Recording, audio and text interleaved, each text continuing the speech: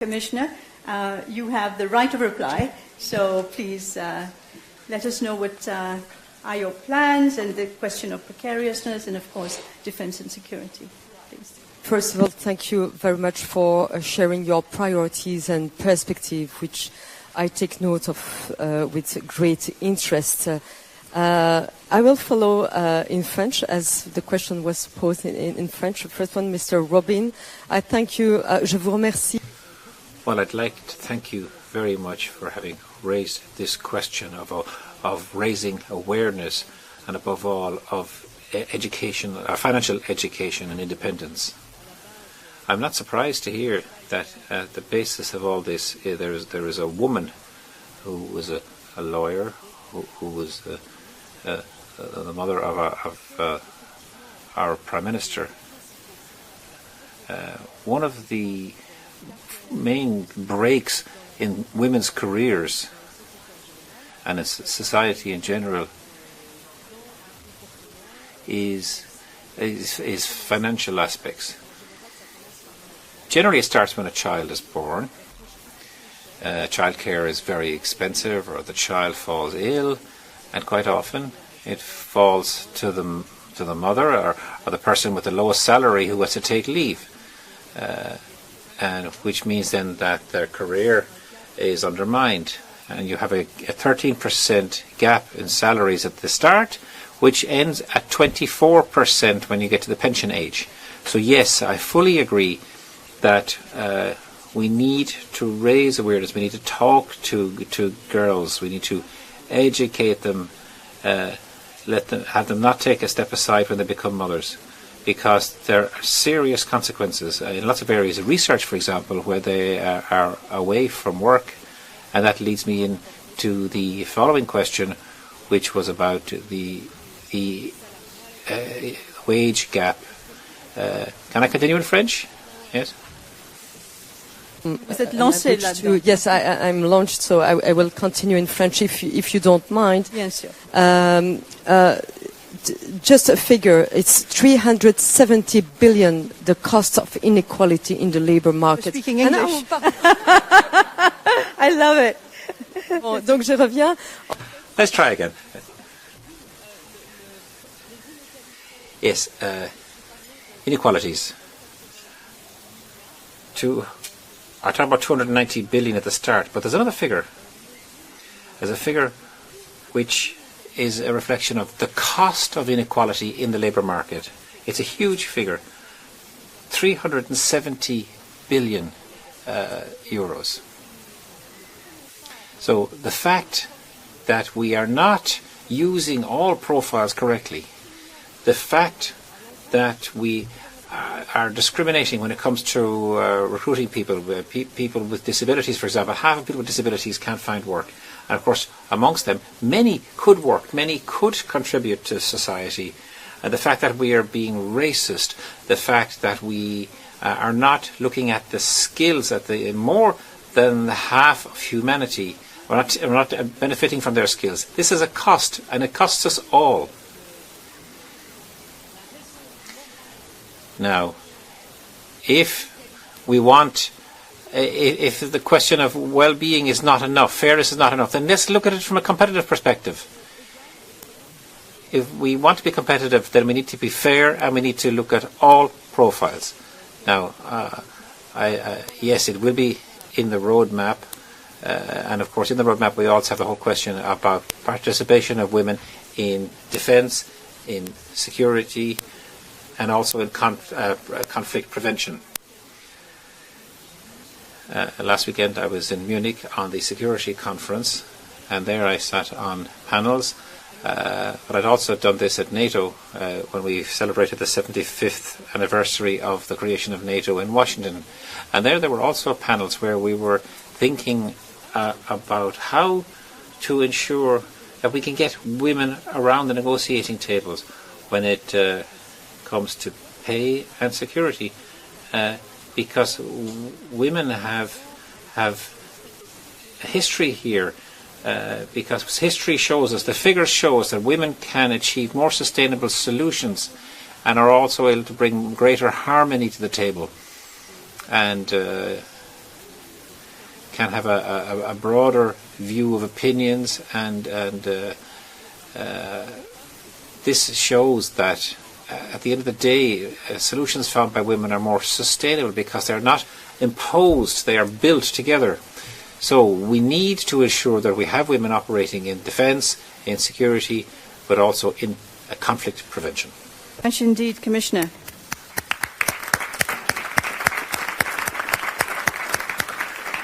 And I have to say that I'm sorry to leave you now, because I have a plane to take right now. We are going with the whole college in India. And so, but thank you again for inviting me. Oliver will just say a few words. Thank you, Commissioner. One short word, because I would like to thank you on behalf of the whole committee. I know today is really a busy day for all of you. You're heading to the airport. You found the time to come here, and I have to say, you have shown that we have again a true commissioner for equality, and this is good to know. We are looking forward really to be a strong voice of civil society in New York. We have our contribution. Happy to hear that you also take this into consideration. And the last information, for the first time, we have also a joint statement and declaration together with civil society from the African Union to show that women's rights, girls' rights, equality is a global issue, and we will hand over and we will present this statement in New York also together with you. So once again, thank you very much for your great commitment, Commissioner. I'm pleased to have a woman and a man by my side. It's very important, because we can't change this inequality alone. We need men on board as well. Thank you. Thank you very much.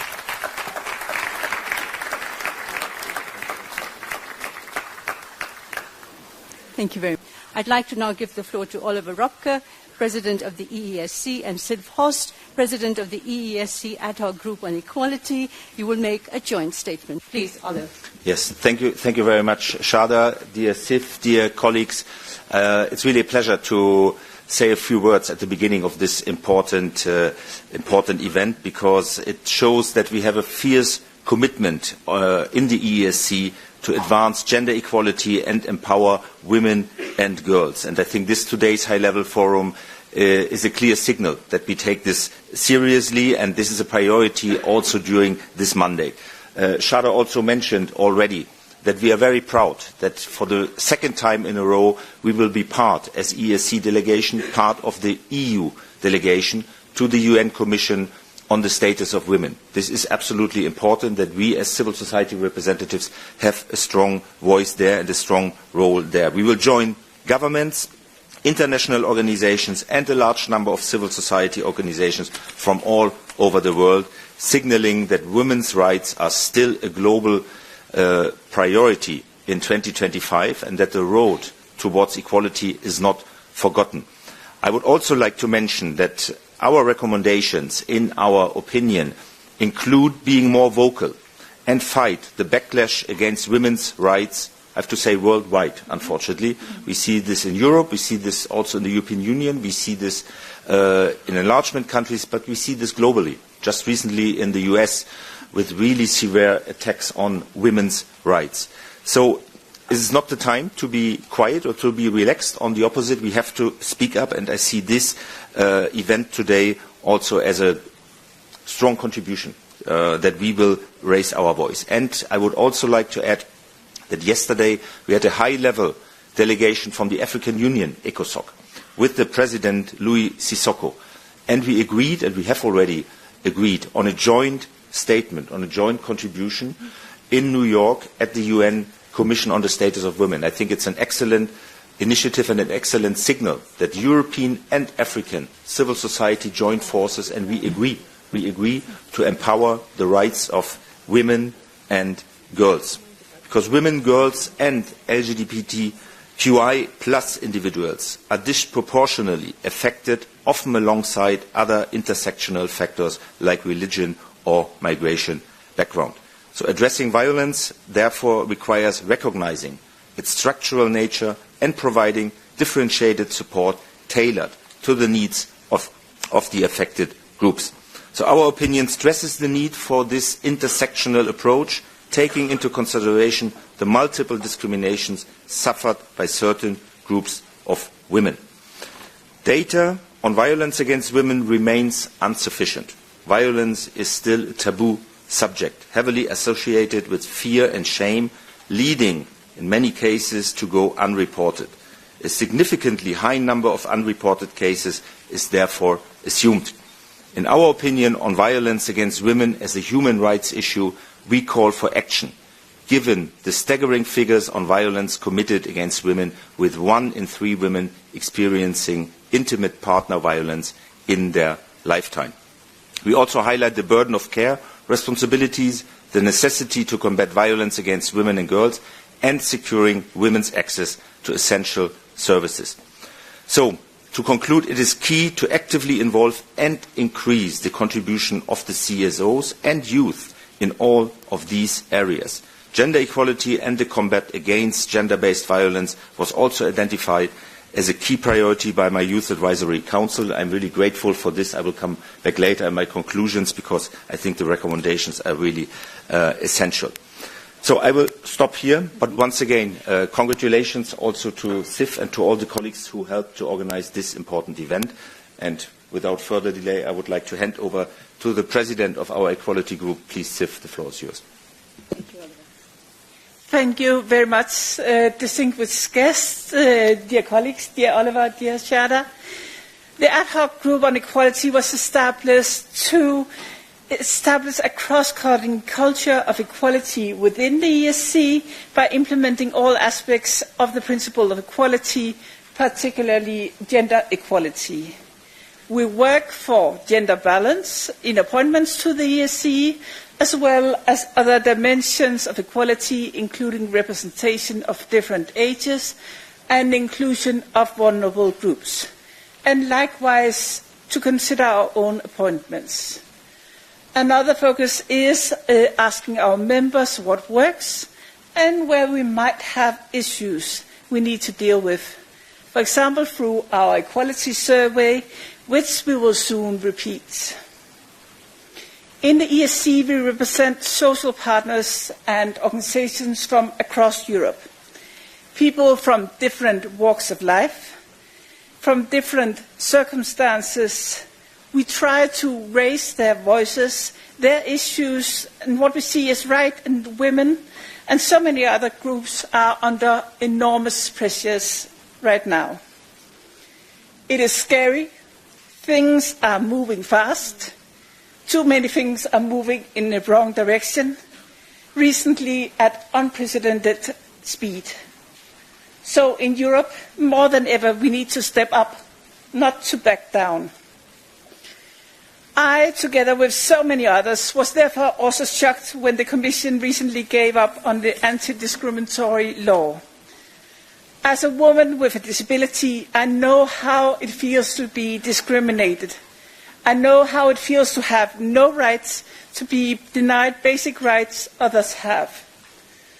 As a woman with a disability, I know women who are victims of violence just because they are women with disabilities, who are turned away from help because they are women with disabilities. I could mention so many other intersectional issues, so many other issues where women are discriminated against. So it felt like a betrayal of fundamental rights at a critical moment for our union.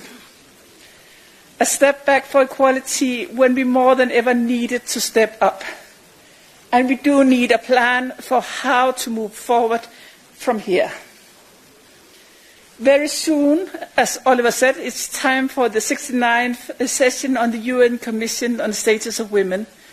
And I am so grateful to be part of our delegation, to work for the promotion of gender equality, to be signaling that women's rights are a global priority in 2025.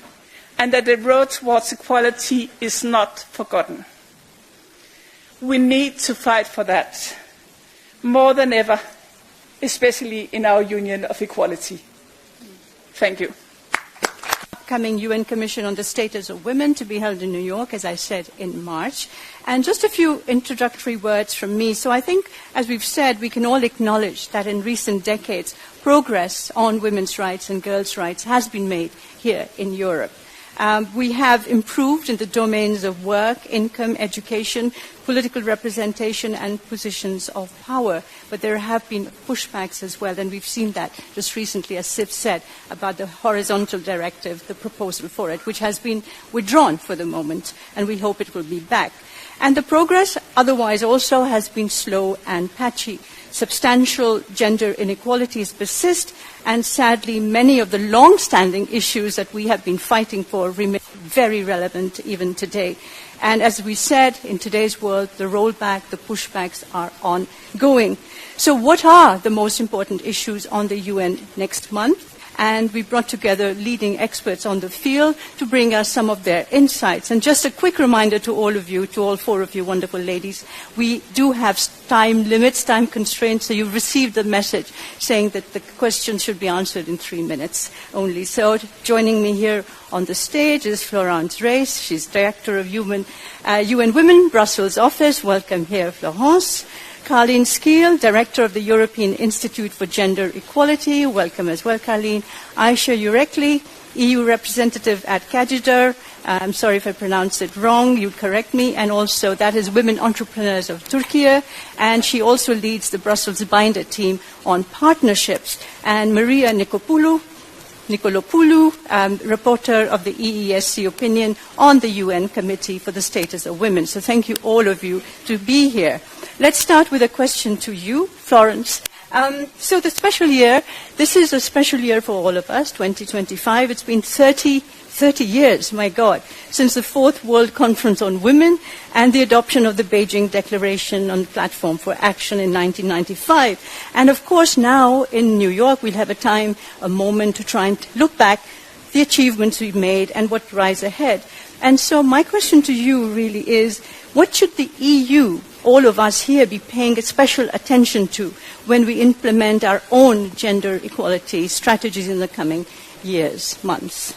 Right. Thank you. Thank you very much for the question, also for the invitation, which I think, as was mentioned already, it is very strategic because we are at the crossroads, as this year are the 30 years of the Platform for Action, and thus a year of evaluation, stock-taking on the achievements, but then we're also already in the middle of turmoil and of the backlash, unfortunately, which affects all women and girls, right, in all societies. So I think it is good to recall first that this year we will be looking at a political declaration, right, of the Secretary General. There are no agreed conclusions, that it builds on the Secretary General's report, on regional and national reports, and a global report looking at the 12 areas of Beijing, which are clustered then into 6 areas of concern, and which will take action forward after CSW in 3-4 weeks, right? Those being inclusive development, so more the world of work and prosperity, poverty eradication, violence and stereotypes, participation, the governance dimension, but also peaceful and inclusive societies, and environment, climate action. And I think these are not just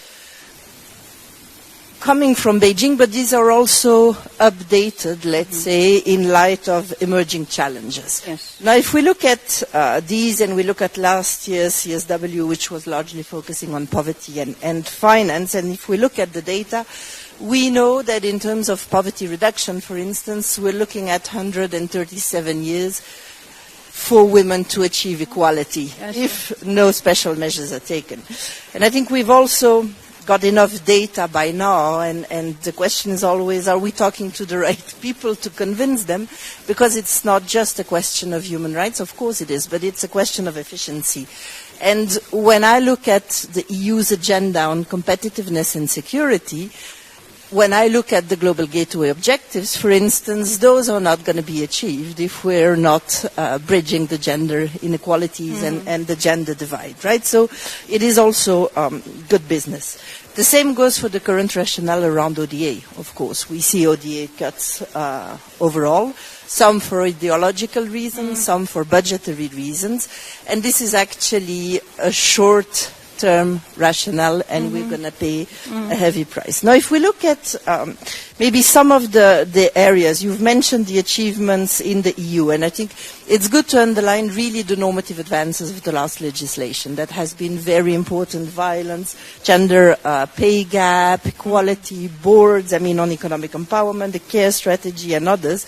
The question, of course, is, in this context, are these going to be financed, implemented, tracked, right? That is also, even when it is, let's say, a gender-friendly environmental challenge. So right now, I think if we look also at forces in Parliament and others within the EU institutions, this is becoming increasingly challenging.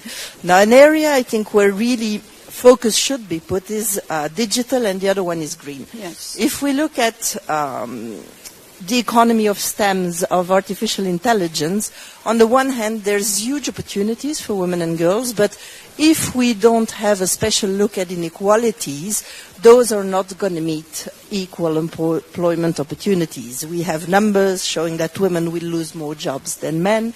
We know that AI is not necessarily programmed by women. They don't participate equally. And therefore, so for those opportunities that are going to come up in societies and economies, we really need to have forceful action. And I think that's where really the EU can make a difference. And it can make a difference through different sorts of investments outside, but also through the MFF, which is coming up. I think that's a key tool. Yeah, thank you very much, Florence. Exactly. So money, of course, is a big issue, and you pointed out to the digital and green agendas that I think are still on our agenda, actually, though we do hear some noise about certain rollbacks and as well. But thank you very much indeed, Florence. So let me turn to you, Caroline, as well. Your recent report by your institute talked about stagnation in women's rights, just at a point when we actually want a faster acceleration towards our goals. And so what are the biggest gaps that you have identified? Yes, well, this is a very timely discussion. CSW is coming up. And let me talk a bit about a report that we have not published yet, but that we are soon going to publish, which is the Beijing Plus 30 report. You may know that my agency supports the rotating presidencies of the Council of the EU with research to form the basis for Council conclusions. So for the incumbent Polish presidency, we have looked back at the previous 5 years, and we will soon publish this very important report. Let me first maybe focus on a few key successes that we defined in that report, because it's also nice to look at things from a positive side.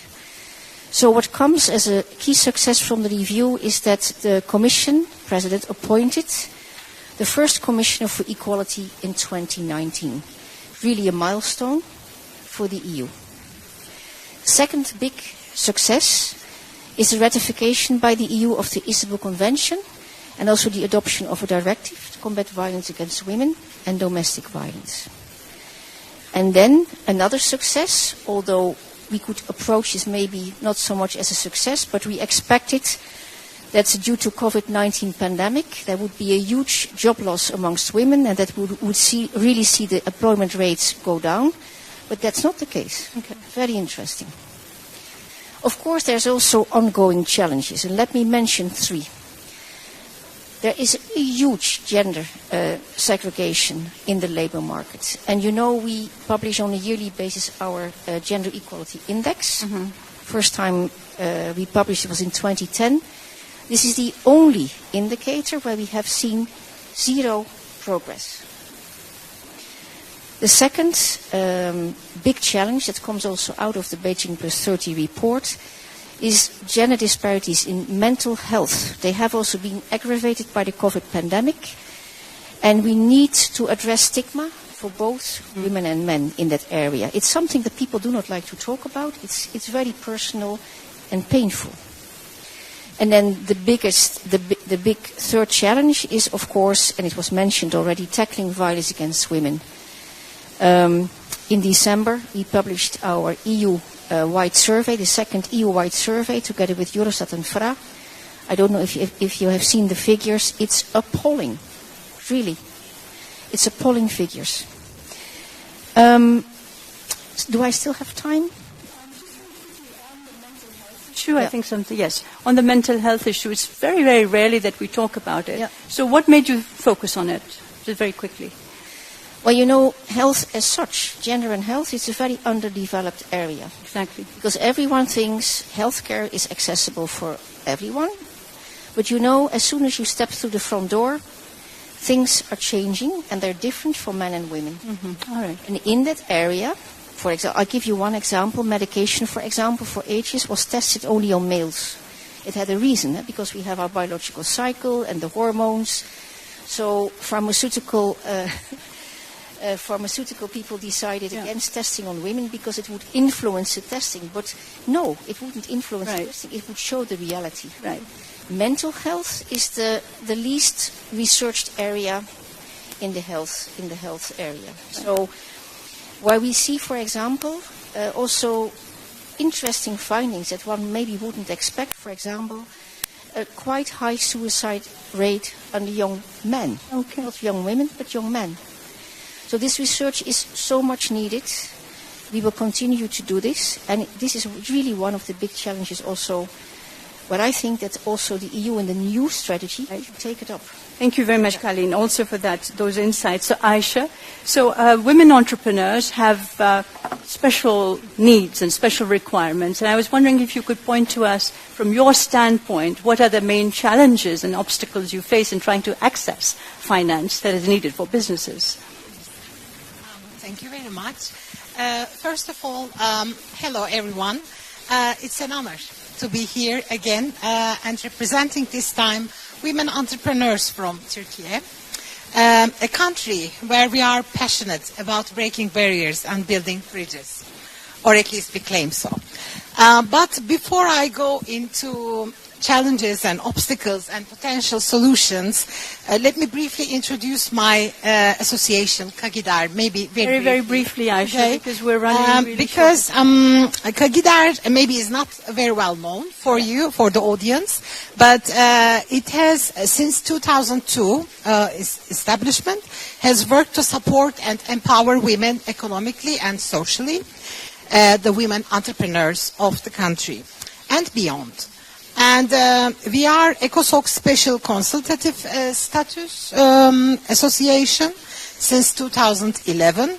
So we participate at the CSW meetings actually since 2012 and organize parallel events each year to share best practices and drive change. And it is a nationwide and non-profit association, and we represent over 500 female business owners and put sustainability at the core of all our actions. And now back to the core issue. Okay, right. Women entrepreneurs globally, including Turkey, they do not lack any ambition nor innovation. They lack equal access to resources, as you said. And this isn't just a matter of fairness. It is about economic growth, innovation, and competitiveness. And with the triple transition underway, digital, green, and social, the pre-existing gender equalities risk becoming even more entrenched and rooted. And in that sense, that's why the upcoming CSW is extremely crucial. It must go beyond just assessments and push for concrete, measurable commitments that empower women economically and globally. To close the gender gap in business ownership, I'd like to highlight maybe 3 key policy actions. Like, for example, the fixing the funding gap. Women-led businesses receive less than 2% of global venture capital worldwide. This is a shocking figure. And we absolutely need gender-smart financing mechanisms, more public-private guarantee schemes, and stronger gender lens, investing in instruments, financial instruments also, such as InvestEU or the European Investment Bank. Secondly, ensuring a market access, equal market access and internationalization. Women entrepreneurs must be able to scale and compete globally. Yet public procurement, for example, the world's largest market, allocates only 1% to women-owned businesses. Gender-responsive procurement policies should mandate a minimum percentage, maybe 10% at least, of public and private contracts to go to women-owned businesses. And also trade agreements should embed gender equality clauses. Another important dimension is internationalization. To facilitate that, we really need cross-border business networks to be expanded. And last but not the least, leveraging the digital and green transition for inclusion. The AI revolution and the green transition, they must not widen gender gaps. Women entrepreneurs need targeted, tailored support to enter high-growth sectors such as climate tech, AI, digital services. And policies must incentivize women's participation, not just as users, but as innovators and as leaders. And there I want to give maybe from the EU... I won't have time to take that because we're really under pressure. The Commissioner will be coming soon and I need to talk to Maria as well. Thank you very much for indicating some of the big policy issues that still stand in the way. Maria, so I read your report, everybody's read your report, very informative, very insightful. If you were to identify 3 or 4 areas which need urgent action from the European Union, what would you select?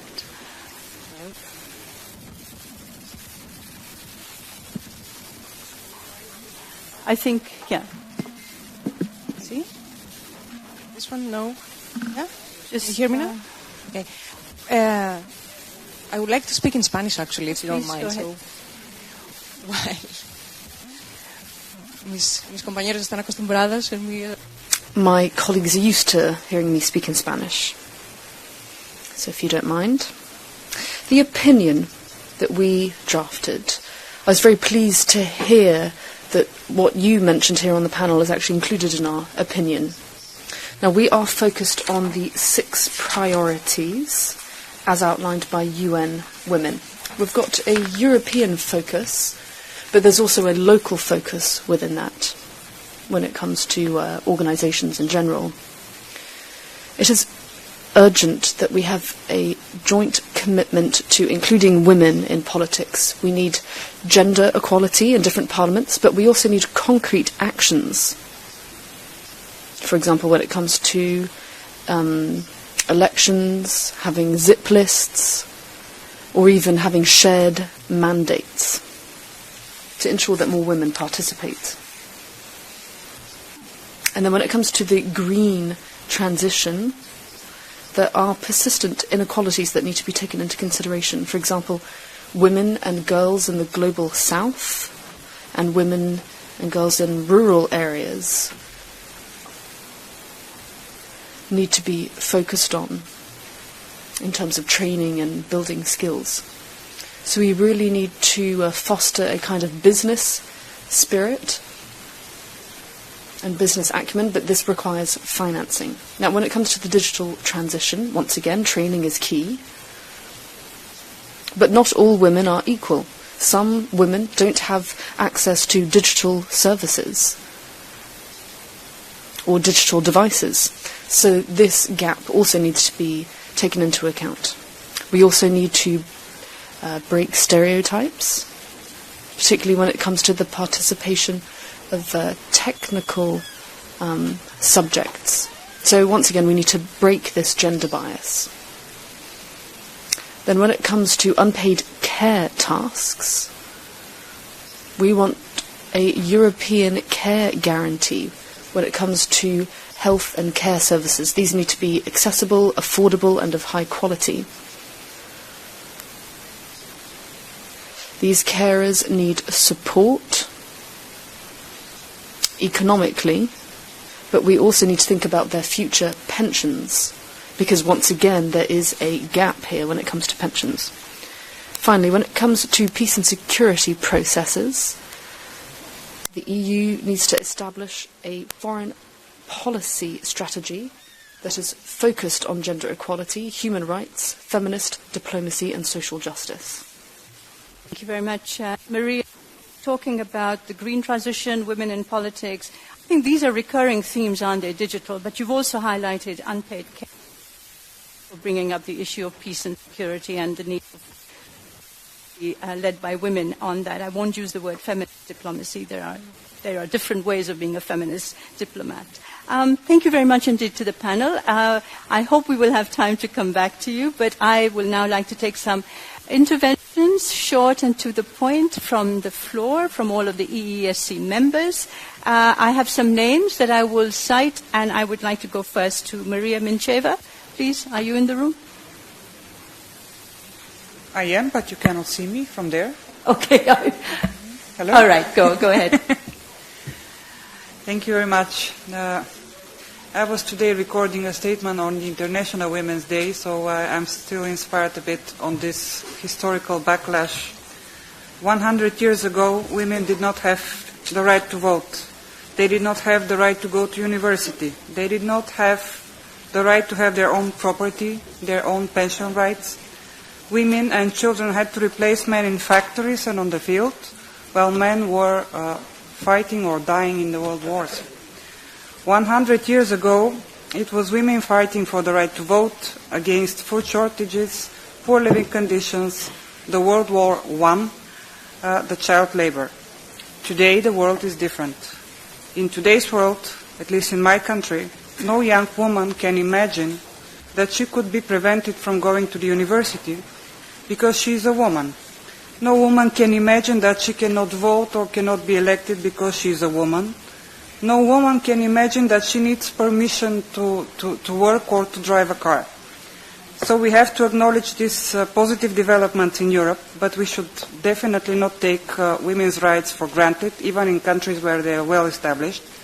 We need to stress with concern raising cases of violence against women, physical and online, women that are economically dependent, which in peaceful time is preventing them to get educated, to be politically active, to be active on the labor market, to be able to rely on their own income to support their own living standards. Now imagine a world where men are fighting not to be sexually abused, to have reproductive rights, to have right to education, to vote, to hold an office, to conclude contracts, to allow them to work and to receive equal pay with women. I think it's unimaginable, and we need to work to make it unimaginable for women as well.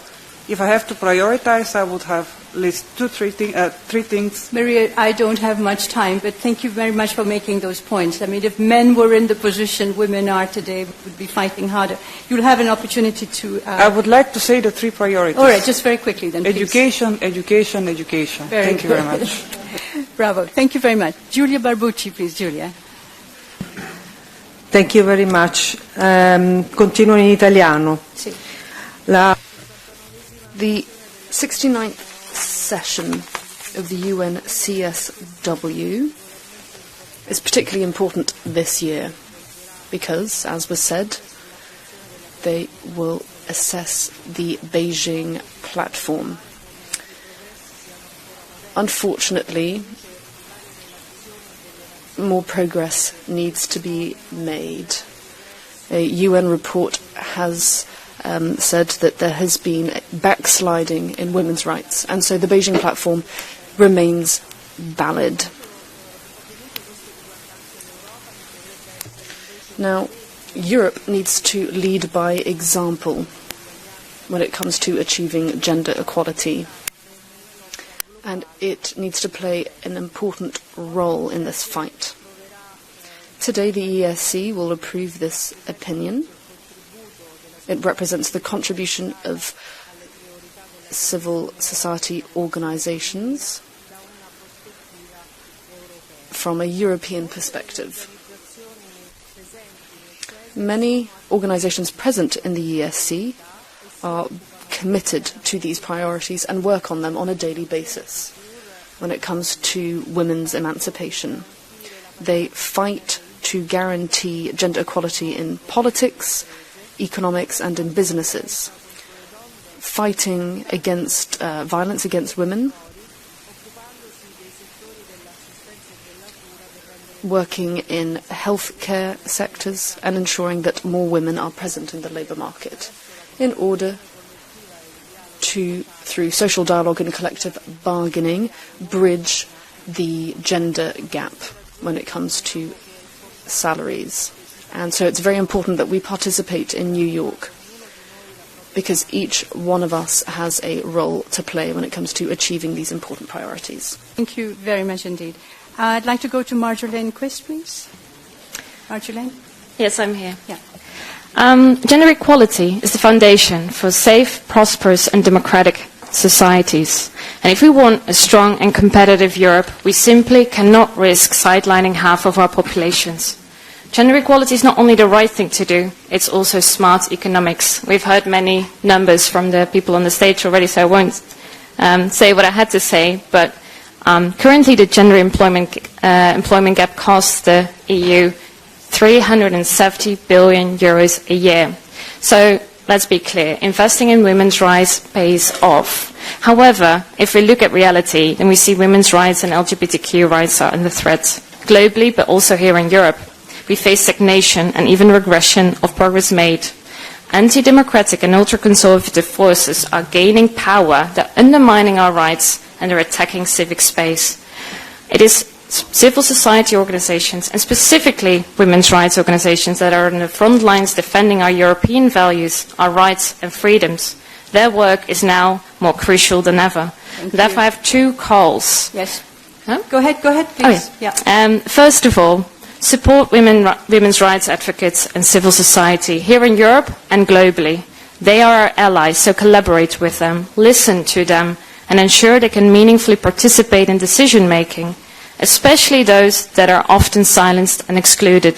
To name a few, women with disabilities, migrant women, queer women, sex workers.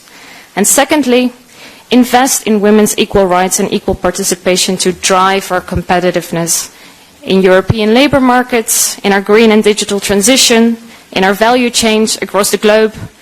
Protect the EU Pay Transparency Directive and fight for an ambitious gender strategy.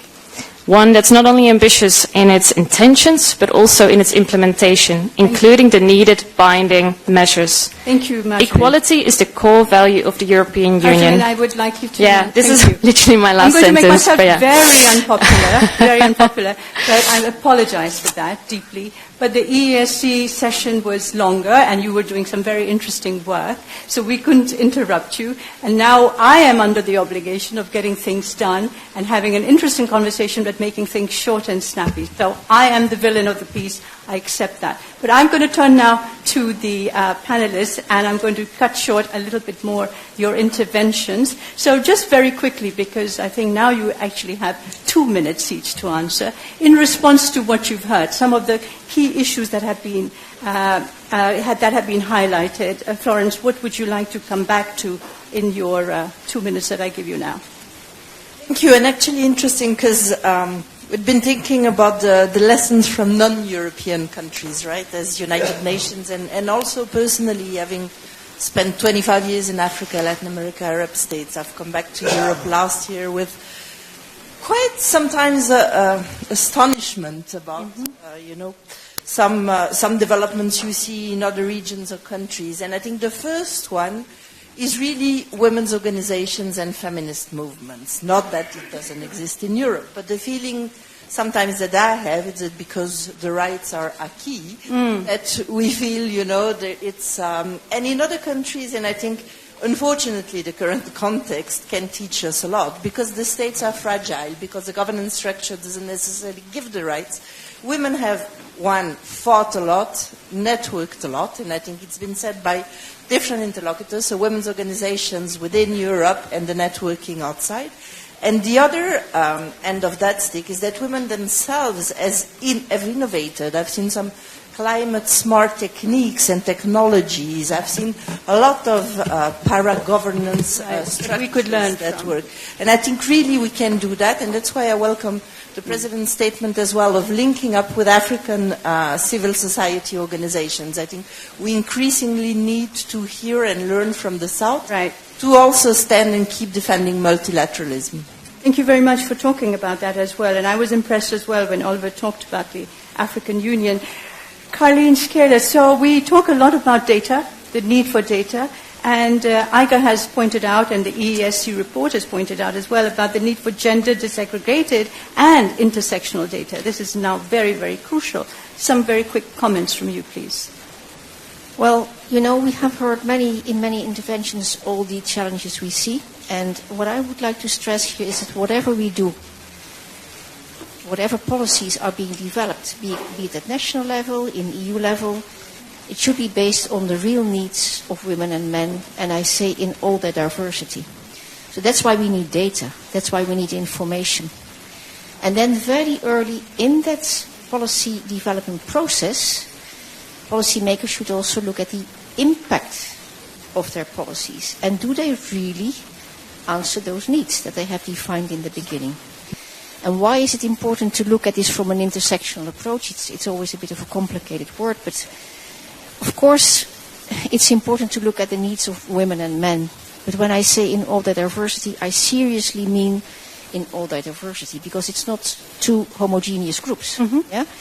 So, for example, what we do at EIGE, and you can see it in our Gender Equality Index, we look at data where we look at the intersection between gender and disability, age, the level of education, the country of birth, and the family type. Because we do see from our research, it does make a difference. If you're a woman with a disability, a woman from an ethnic minority, it was also said previously, it does make a difference. So policies, really, if they're there to help the citizens, to support the citizens, you have to base them on the real needs in society. Yeah, in shaping policies and implementing them.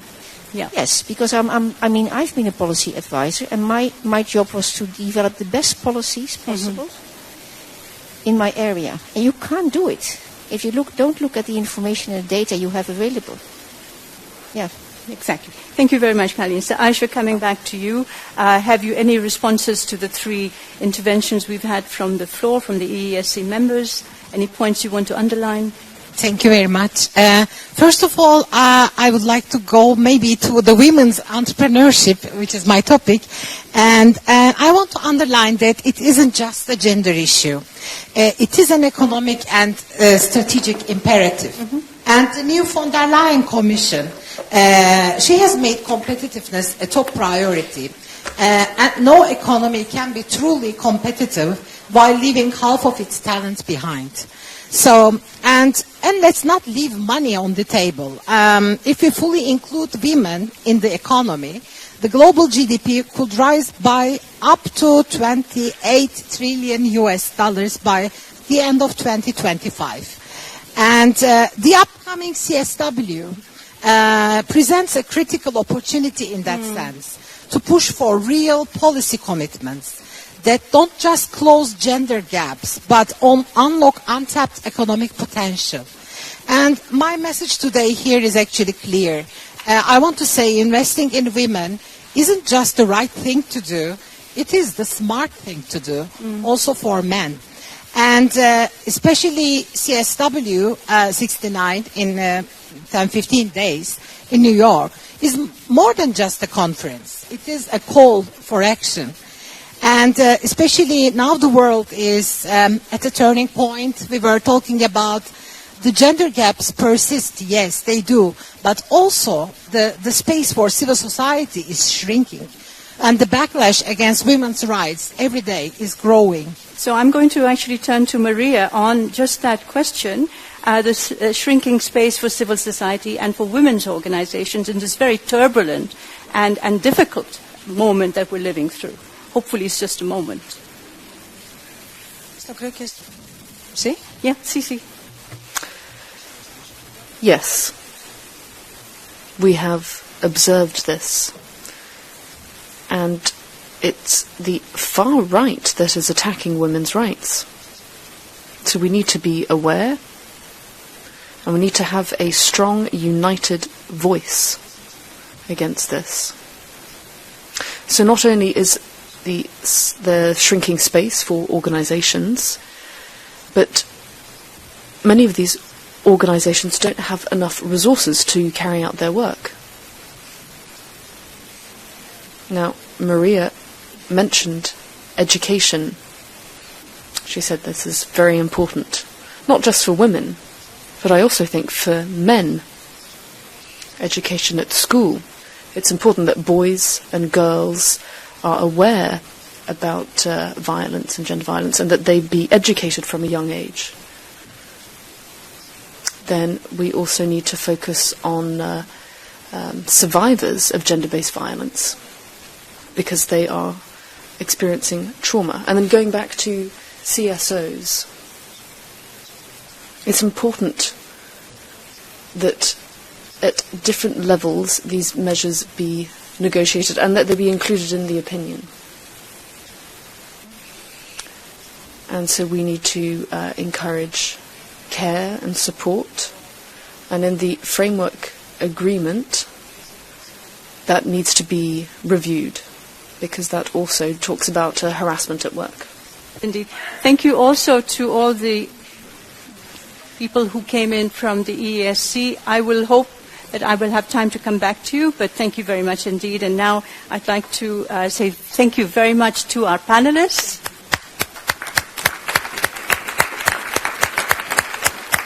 Thank you.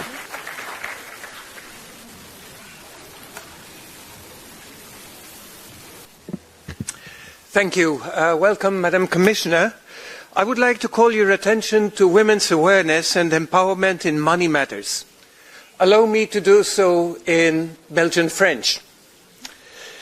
À une époque où j'étais le seul At a time when I was the only man present in an association, Women in Finance, and we went to meet the Belgian Finance Minister, Alexander De Croo, and he told us how his mother, as a lawyer, had encouraged women to take responsibility for their own destinies by ensuring their financial autonomy. Every day, too many women from all social backgrounds find themselves vulnerable because they are not sufficiently aware of their finances, because of choices they make, and not having access to the necessary tools which grant them freedom. And that means we can't talk about real equality. In your roadmap that you've just referred to, do you see some way of putting an emphasis on tools and awareness-raising campaigns so that women can raise their basic awareness, get access to the necessary information, and make correct decisions when it comes to their finances, in terms of borrowing and lending, and being responsible, as we say in French, being a good householder, in the male sense in French. So they need to be, this kind of education should be structured into the schooling system and have a clear role in the world of work, civil society, and obviously governmental responsibility.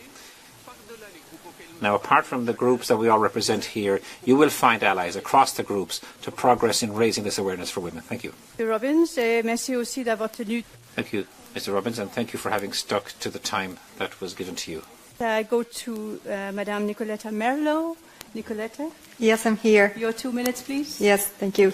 Dear Commissioner, millions of women in Europe, despite their talent and skills, continue to face deep-rooted and structural obstacles in the labour market. In 2025, being a woman, especially a young one, still often means discrimination, precariousness and fewer opportunities. We talk about lower salaries compared to male colleagues, unemployment and precarious contracts that hinder economic independence, involuntary part-time work, interview applications still too often conditioned by the fear of discrimination because of their personal life choices in a way that men do not experience. And let us not forget the glass ceiling that limits the leadership aspiration of many women. Moreover, care work still weighs almost entirely on women, limiting their professional growth. This is not only unfair, it's inefficient. Europe cannot afford to lose the talent and productivities of half of its population. And Europe that excludes the full participation of women in the labour market is a Europe that holds back economic growth, competitiveness and social justice.